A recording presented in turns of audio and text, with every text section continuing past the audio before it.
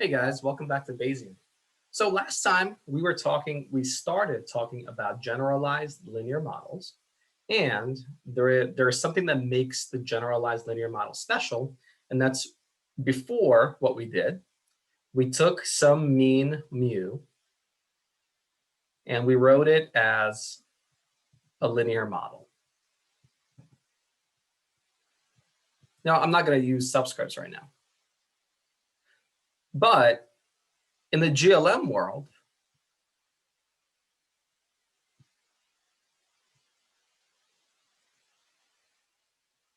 we have to take mu into a function to make sure that our results are stay valid, stay in a allowable range of values. So this linear model has a combination of variables and coefficients, and at least in theory can vary between negative infinity and infinity. And this, of course, makes this parameter, which used to be the mean of a normal distribution in our world, also vary from negative infinity to infinity. But this doesn't work if we're trying to model probabilities that have to be between 0 and 1, or counts that have to be 0 or higher.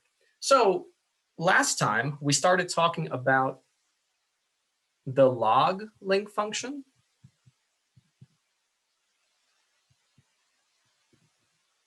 And then we basically we exponentiate. So we take this entire expression and put it into an exponent of e, and we feed it into the mean of a Poisson.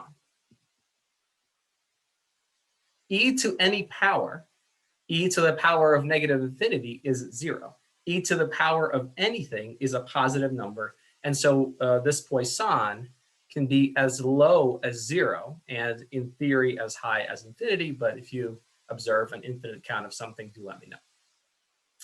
We'll talk about probabilities in a couple of minutes, but I just wanted to give a really brief summary of what we discussed last time. So the Poisson distribution is fairly popular, but it has a pretty strong set of assumptions about the mean and the variance. And in fact, the Poisson has one parameter that serves as both the mean and the variance. So in a Poisson, you are assuming this third bullet point. When you are fitting a Poisson model, you are assuming that the variance is equal to the mean. You're assuming that the uncertainty in your data set is equal to the average tendency. That is rare in reality.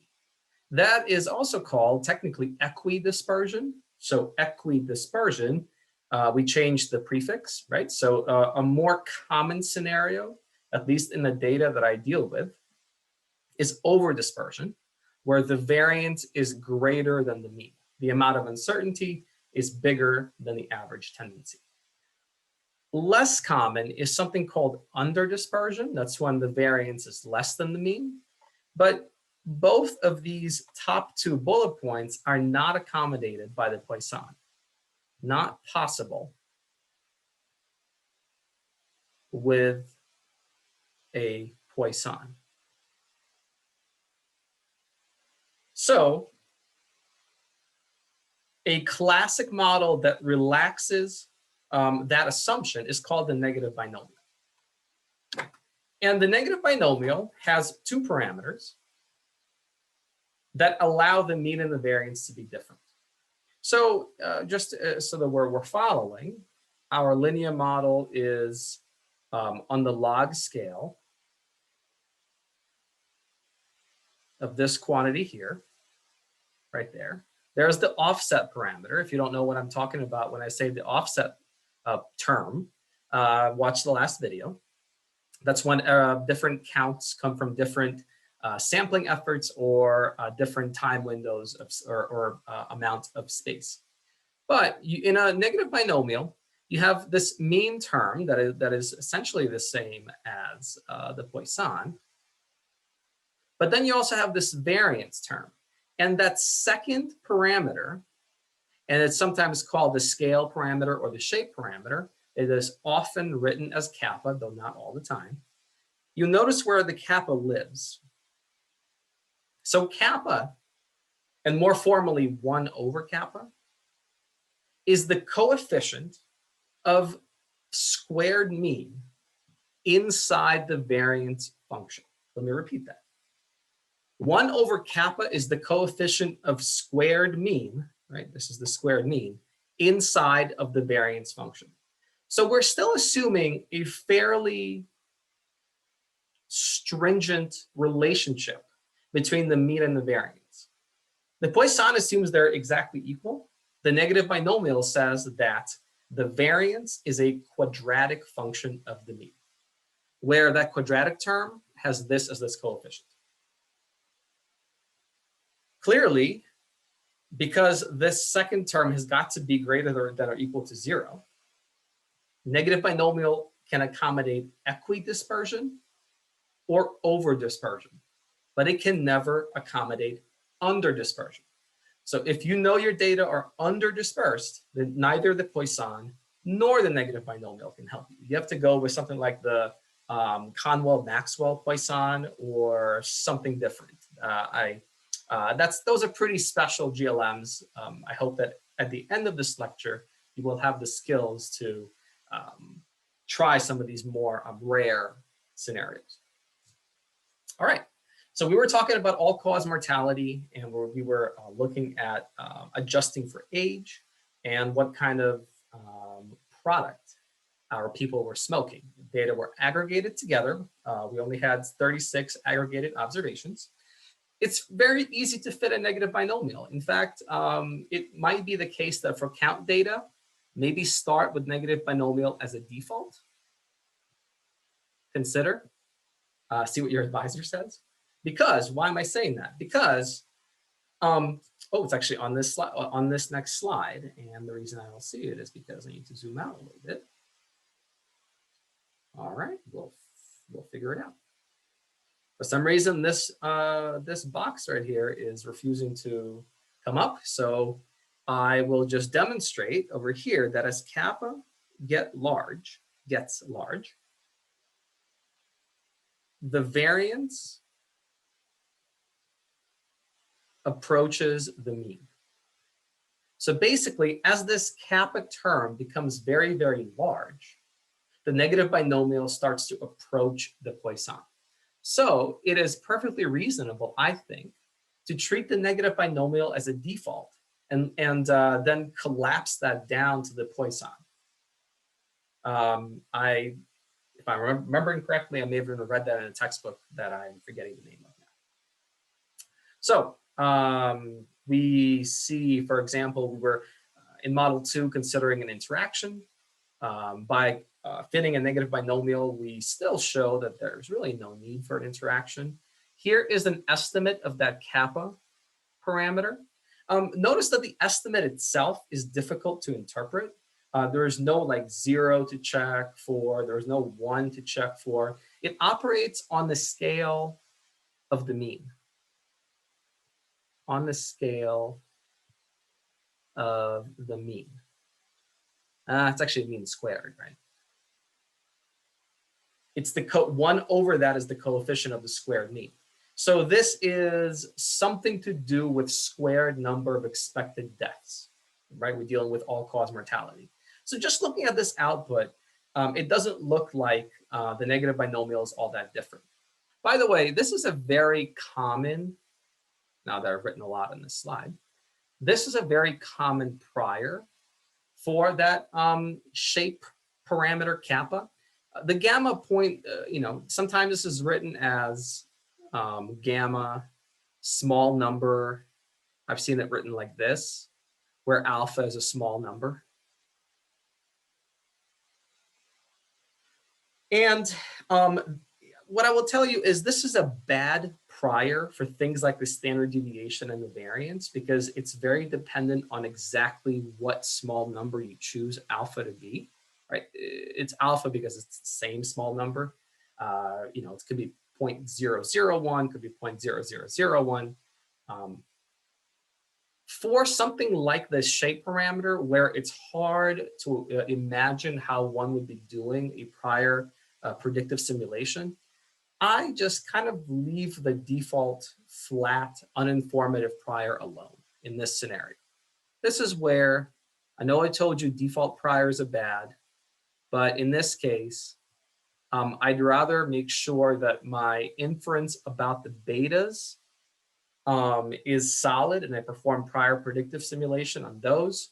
For this shape term, this is a nice default uninformative prior that I just kind of leave alone and sort of worry about the science behind the model.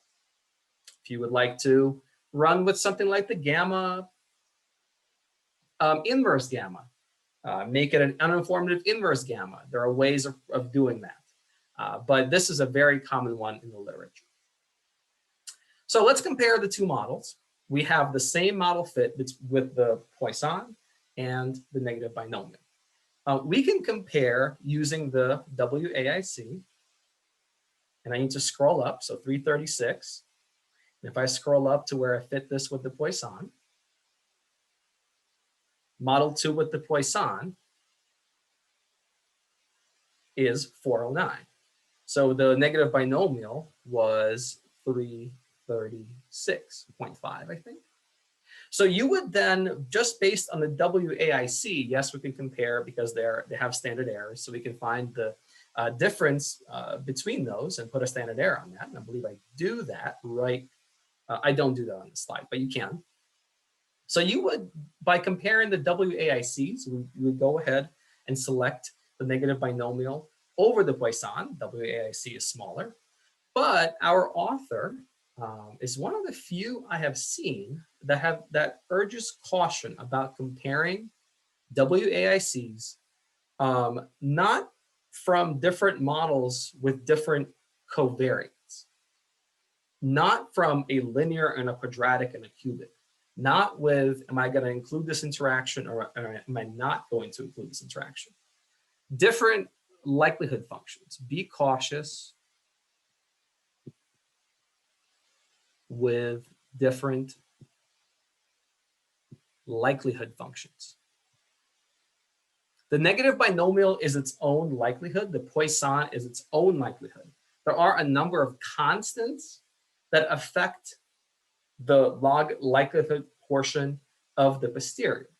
So it's possible that the difference in the WAICs comes down to these constants and not really to an improvement of fit. Now, this applies not only to Bayesian information criteria, but also frequentist information criteria. But I see this happen all the time in real published data analysis. So my recommendation is apply this with caution. Always perform a posterior predictive check as well, or something else that can tell you that this is a better model for the data that is not just due to comparing two numbers where the difference could be due to just different constants, nothing to do with how well your data fits. So we have a Poisson on the left and we have a negative binomial on the right here. And you can see, although the Poisson doesn't fit too badly, we do have some, systematic deviation from fit right there. We're skirting just the outside, and that's okay, but we miss a little bit right over there. So what does the negative binomial do? It's exactly the same model, but we now allow the variance to be greater than the mean.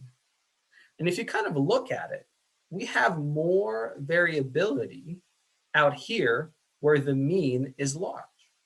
And that's what we want, right? The Poisson assumes that the variance changes linearly with the mean. The negative binomial allows the variance to change in a quadratic fashion with the mean.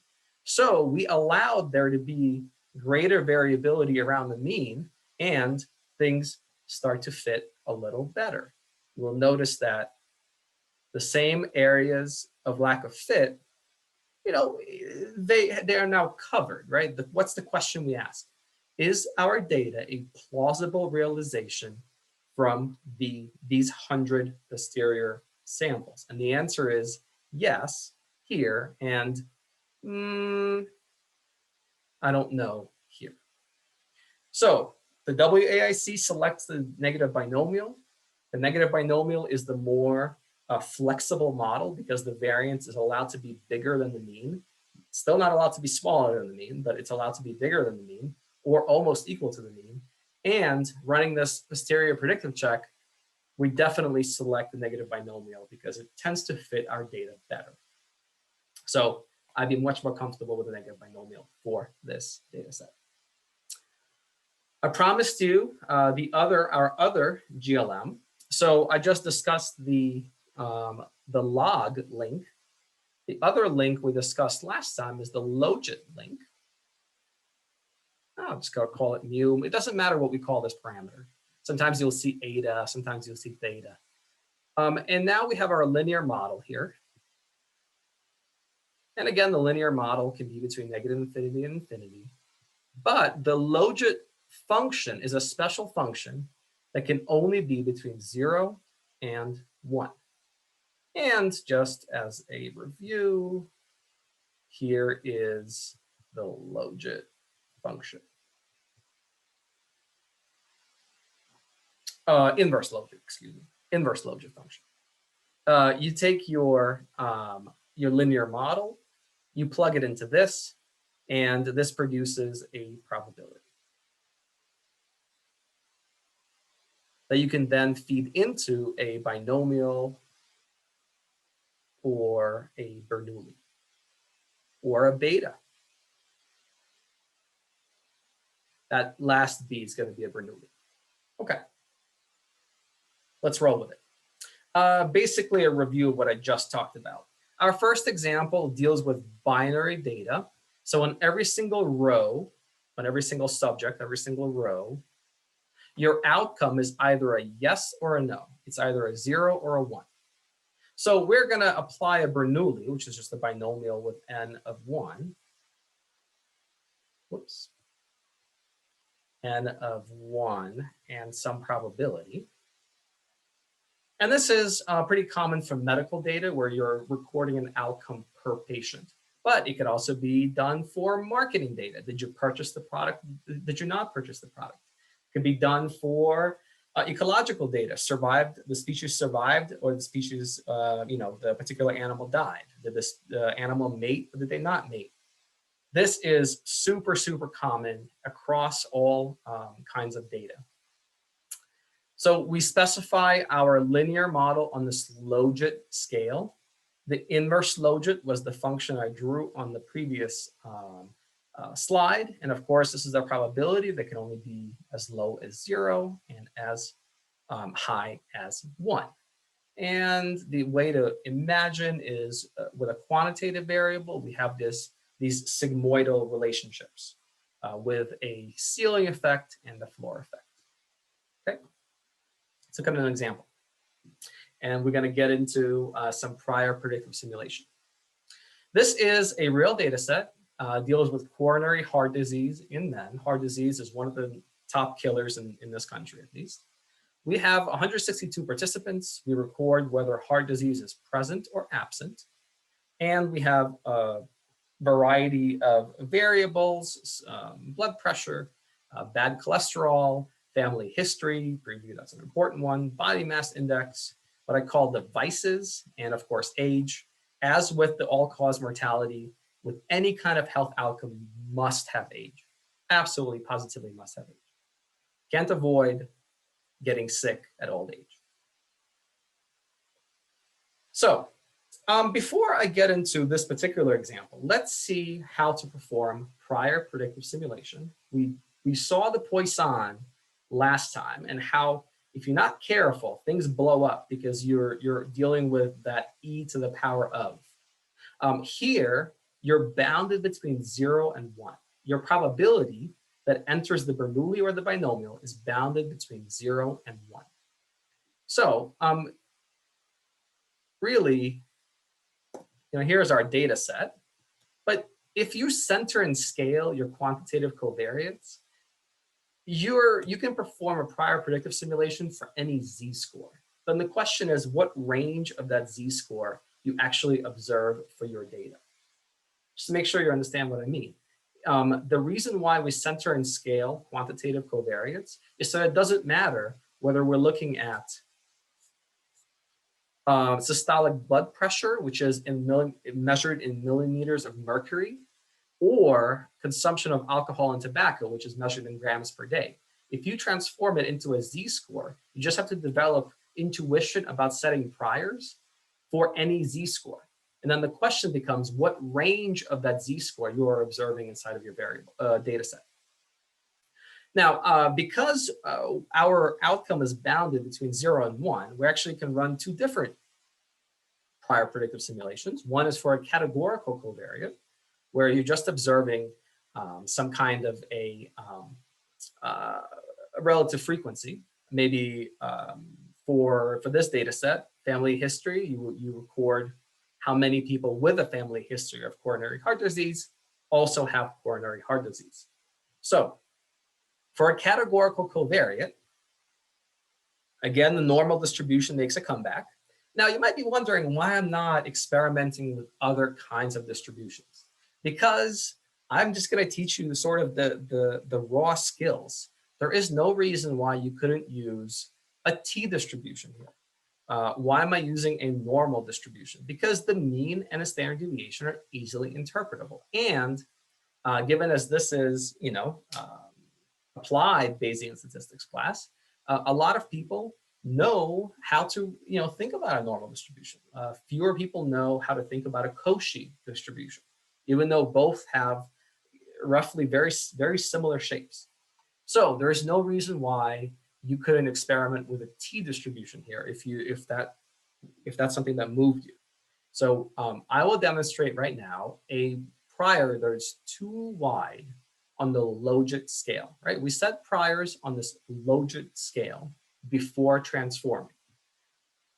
It's hard to imagine a logit scale. It's the log ratio of two probabilities. So too wide. I'm trying to be uninformative. I'm saying, oh, I'm going to censor my normal at 0 and make 100 my standard deviation. I'm going to be super uninformative. Now, look at what I'm doing. I have this inverse logit function coded in, e to the power of something over 1 plus e to the power of something, just for the sake of completeness. This is exactly this expression right there. And I apply this inverse logit transformation to produce a probability. All right. With my 0, 100 prior that I was thinking, man, I'm going to be non-informative, I get this. Why might I think that this is uninformative? Well, I don't know whether the probability of, say, coronary heart disease is it never affects a patient or it always affects a patient. But there's nothing in between. The reason why you might think this is uninformative is it is about equally likely, a priori, that the probability will be almost 0 or almost 1. But it is nearly impossible with this prior on the logit scale that the probability will be anything between 0 and 1. I'm not sure if you think of something that is uninformative, you want to exclude a probability of 0.4 or 0.8 or 0.6 from contention. This would be a very informative prior on the right-hand side of my screen if you were modeling a coin flip. Even for a coin that is not entirely fair, we don't expect the probability of a head to be near 0, but we don't expect the probability of a head to be near 1. By trying to be uninformative on the logit scale, we actually induced a weird, essentially bathtub shape on the probability scale. That is something that is difficult with GLMs because we have to think on two scales. One is the logit scale, where we set our priors. One is the inverse logit scale, where I perform my transformation. All right, well, 100, everybody agrees that's too wide. I know, I'm gonna make it 5. On the logit scale, it'd be a normal 0.5. That is 20 times lower standard deviation. How am I looking? Guess what? Still bathtub. 5 on the logit scale is still huge, huge. You're still saying, a priori, a probability between 0.2 and 0.8 are highly unlikely. That doesn't apply for coronary heart disease. Let's look at the whole coronary heart disease. For coronary heart disease, we're getting 37% have coronary heart disease in my sample. So 37% would be right over here. We're saying what I observed a priori is actually quite unlikely. We don't want that. Don't want that at all.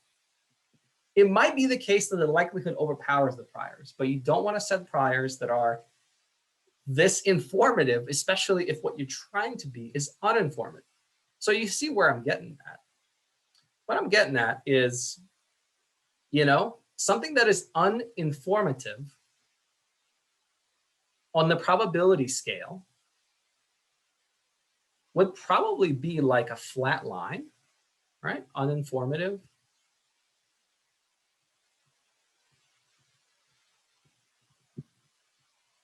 Oh boy, too much good writing, Mr. Stylus. If these are the probabilities, you know, we're probably looking at something that is fairly flat between 0 and 1. Yeah, you know, maybe you let it bounce around a little bit, but you want something that's flat. That is uninformative. We're saying a priori, before seeing data, all probabilities are generally speaking equally likely. So how do we do that? Well, as you might imagine, we would keep reducing that standard deviation. 1.6 happens to be quite good. With 500 samples, you will see some random deviations. If I start increasing this to a much bigger number so that we have a better representation of a normal 0, 1.6, you will see that what I'll be getting is essentially quite flat between 0.05 and 0.95 when you have your prior standard deviation of 1.6. If I keep reducing that down, what I'll be getting is, well, something that looks like a normal distribution that heavily skews towards the middle probabilities, but is still, because I'm using this inverse logit function, never allowed to be less than 0 or greater than 1. But what I have on my screen is too informative. It virtually makes it a priori impossible the probability will be less than 0.2 or greater than 0.8. So we don't want to make this standard deviation too small either, or too big. So the sweet spot happens to be between like 1.5. 1.5 is a good one. 1.6 is a good one. I bet someone worked out the optimal flatness over the majority of the probabilities. For this exercise, I'll be using a lot of normal 0, 1.5s for my categorical covariance. All right, this is just taking a 0, 1 type of dummy variable, and that's the prior we assign to it. And just to be clear, the reason why I have 50,000 random samples here is so that I don't get sort of a random deviation from the true distribution by taking too few. All right, what about a quantitative covariate? Well, we will see that the standard deviation of 1.5 again happens to be a pretty good one on this logit scale. If you feel like it's too small, remember the logit scale, the probability is bounded between 0 and 1. There's nowhere for that mass to go. It will either bunch at 0 or will bunch at 1 if you don't allow it to be anywhere in the middle. So I applied this prior predictive simulation to a centered and scaled, right? Note that I'm working with a z-score now. Centered and scaled BMI covariate, which comes to us from our example, body mass index. I think it's measured in kilograms per meter squared. That's a weird unit of measurement. We're going to center and scale it. I will start with priors that are too wide. For this mean, remember that my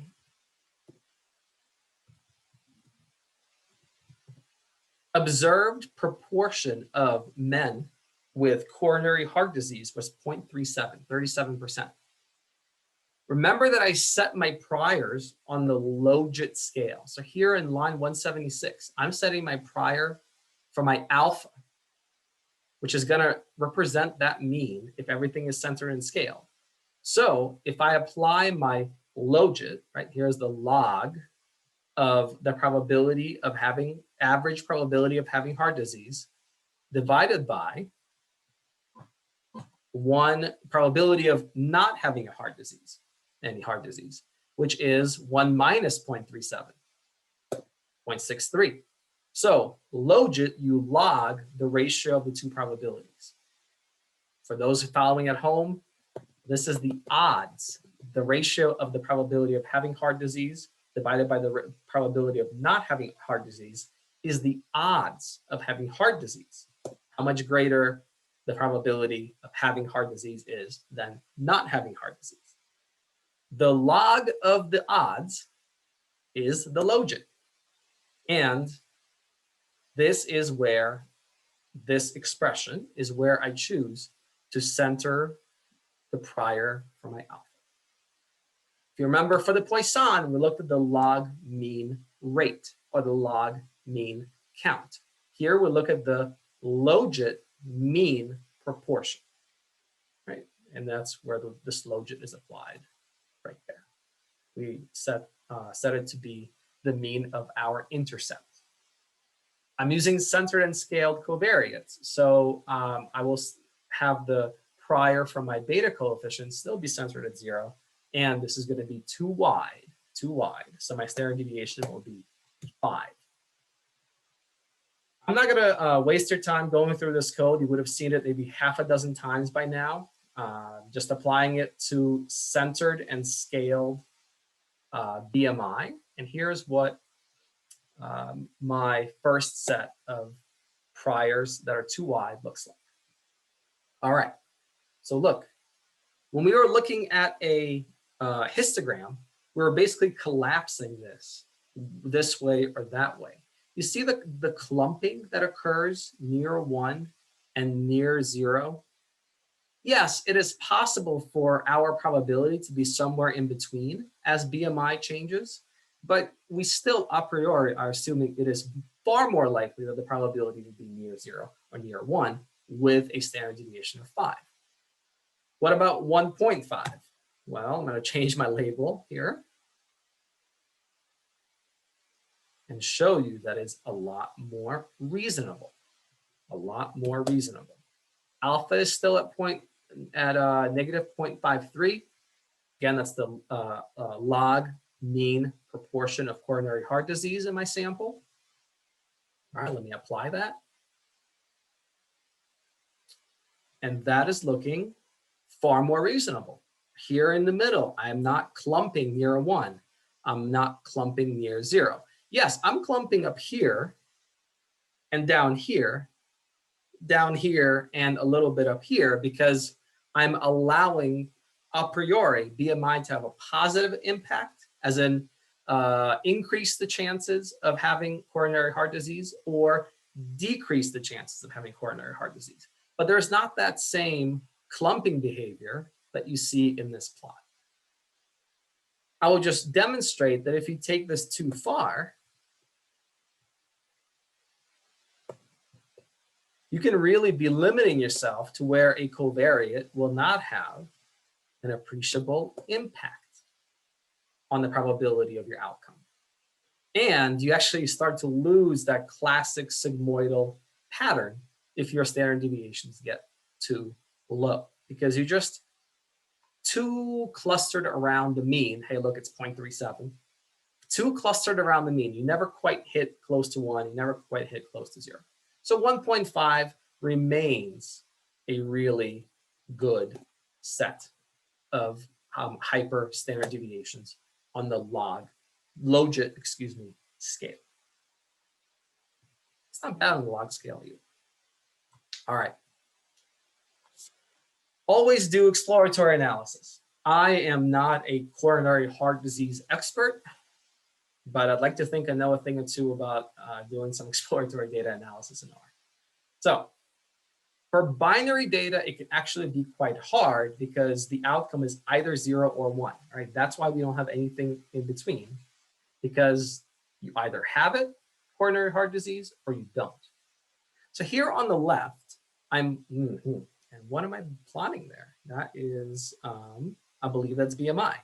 I don't know why my slide is off, but it's been a long day. I am just now going to figure out how to fix that there. On the left there is BMI. So you see that at low BMI, I have some folks with coronary heart disease and some folks without coronary heart disease. At high BMI, I have some folks with without coronary heart disease, some folks with coronary heart disease. In the end, this is not very informative. Next, I have LDL, which is the bad cholesterol.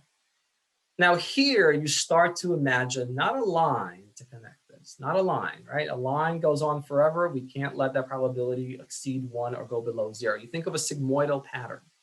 So you think of something that looks like that. So we think that having more bad cholesterol tends to, look, there's no one with above, looks like, I don't know, 7.5 LDL who is healthy.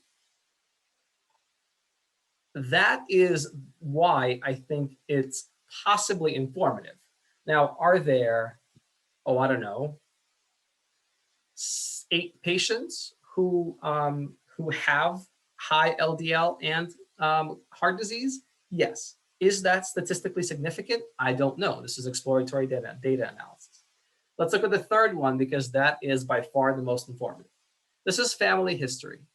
The orange, red, salmon color is where family history of coronary heart disease is absent.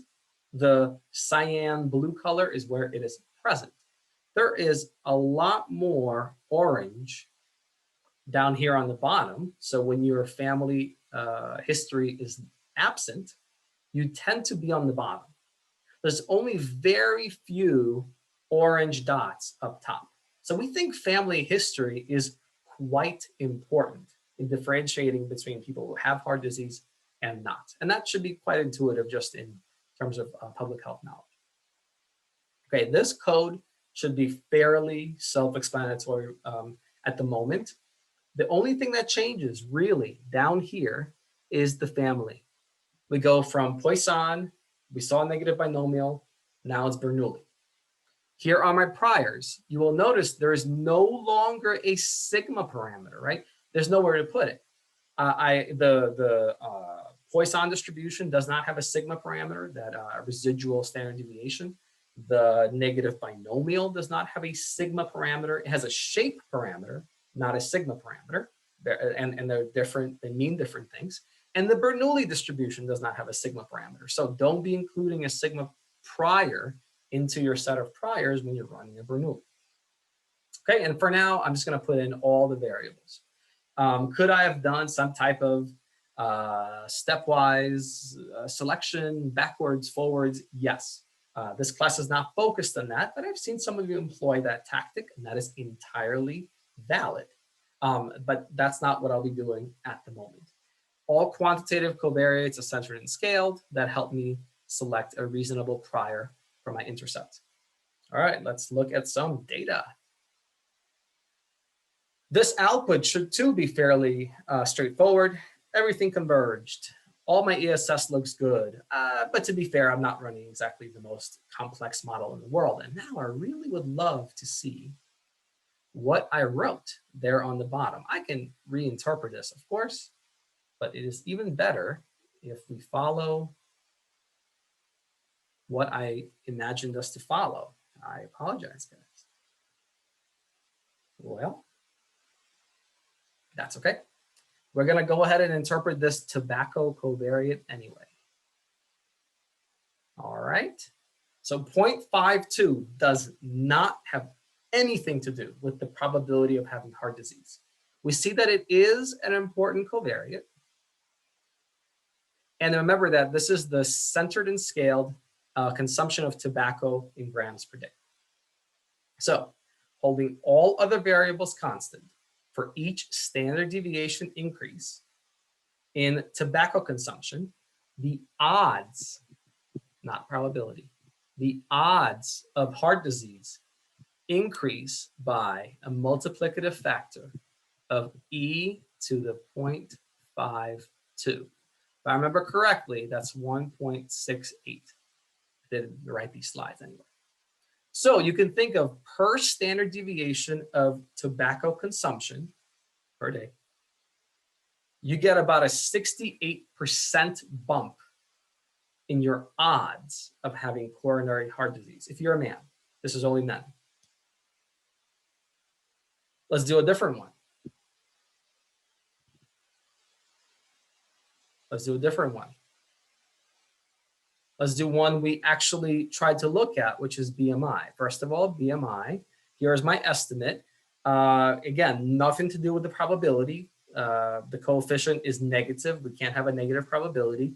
We look at the fact that the credible interval comfortably crosses 0. So BMI is not going to have anything significant to do with having coronary heart disease.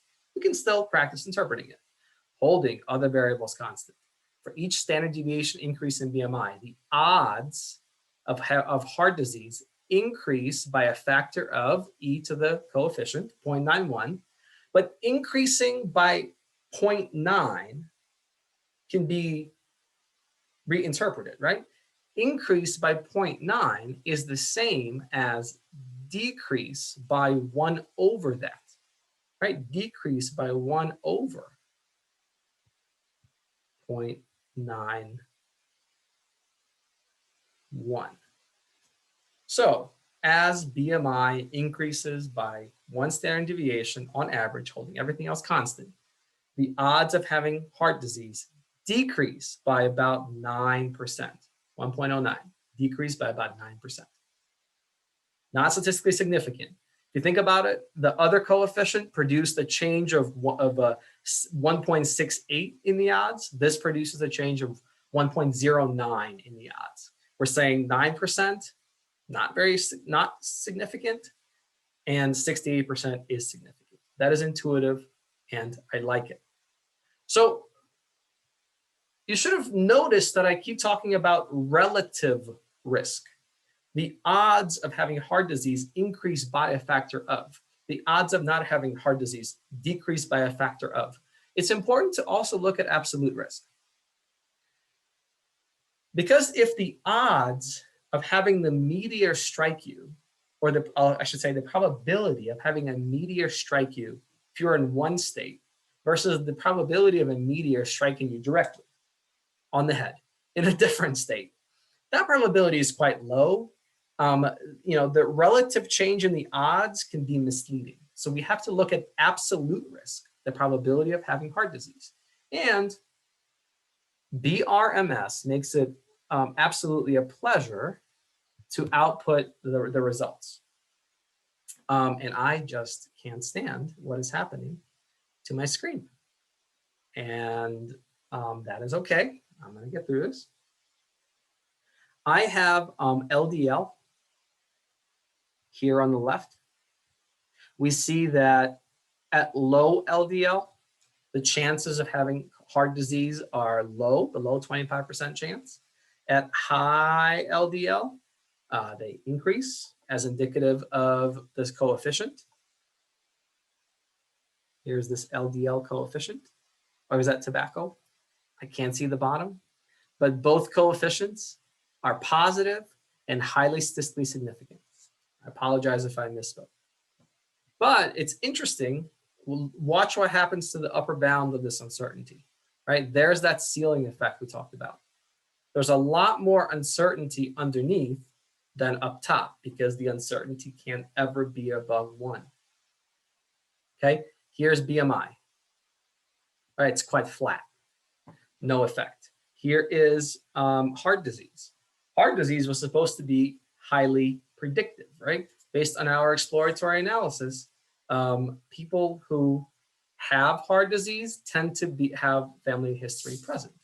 Let's look at what we're talking about here. And again, this is produced using very, very similar code, right? Using this conditional effects syntax. So with where we have family history present, the chances of having heart disease are about 50%. That's big, guys, that's big. when family history adjusted for all other covariates, right? Adjusted for all other covariates, LDL, BMI, tobacco consumption, alcohol consumption, and age. It's the one that is so, you know, it's highly significant, but I didn't even mention it. If you do not have family history of heart disease, the chances are below 25%. So this is a huge jump right there. So again, important to look at absolute risk, because these interpretations are very much on the odds increase, the odds decrease. All right, moving on. One of my favorite models. This comes from a study. I don't know if they looked at this, but when I was working through this example, I said, well, tobacco and alcohol, those are two vices. I'm going to make a vice model where I not only include alcohol and tobacco, I include their interaction. Smokers who drink, drinkers who smoke. When I smoke and drink, it's a lot and at once, you know. I try not to drink a lot, and I don't smoke actually. But this is definitely can be called a vice model. It is important when you have a data set with a lot of different covariates and a fairly large data set at that. It's important to only specify interactions that make sense. And to me, this is the interaction of the two vices. Does, you know, drinking when you're a smoker, does that make it worse? Does smoking when you're drinking, does that make it worse? As far as the likelihood of having coronary heart disease. So the reason I'm introducing this is I want to go back to the basics and apply some Bayesian thinking. Same model, here is just one additional parameter. Here is my vice interaction. Look at the magnitude of this coefficient. And again, this is on the Logit scale. But look at the magnitude of that coefficient. Adjusted for everything else, it has a similar magnitude to cholesterol. It is bigger than age, in fact, right? It's bigger than age, the posterior median. But definitely, if we look at the credible interval, 0 is inside. 0 somewhere right there. But look at the upper bound. Look at the upper bound of the interval, 1.76. On the Logit scale, that's huge. So we're going to apply some Bayesian thinking. We're in a Bayesian class, applying Bayesian thinking. What is the probability that the interaction exists? So if I plot my posterior,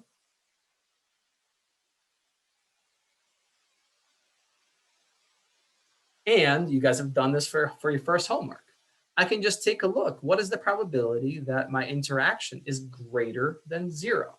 In this case, when I drink and smoke together, my chances of, it's not a synergistic, it is a deleterious, and I forget the medical term, darn. But I'm essentially finding the area under the curve